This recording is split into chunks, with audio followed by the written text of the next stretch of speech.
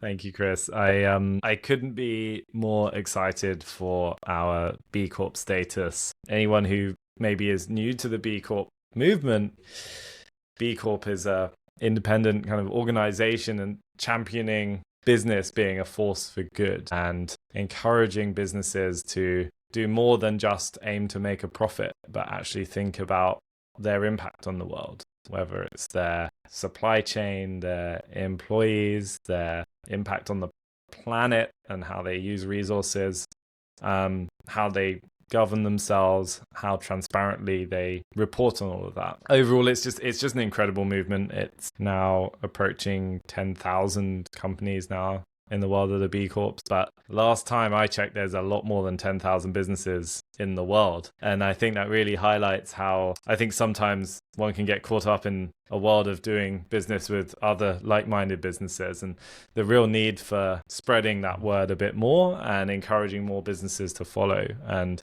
I would love to see a world where there are 1 million B Corps, and maybe 10 million, 100 million B Corps. Like I don't actually know how many companies there are in the world, but there are many. And I think for more people to be thinking about how business can be a force for good, to not think I'm going to run a business and our goal is to make profit, or I'm going to go work at a charity or run a charity and we're going to do good at the expense of making profit. I really think there are just so many tremendous opportunities for businesses to be having a more positive impact on the world around them. And I think that the whole B Corp journey, it's both incredibly rewarding to finally have that certification. But what I love about it is that it's opened our eyes to blind spots we had.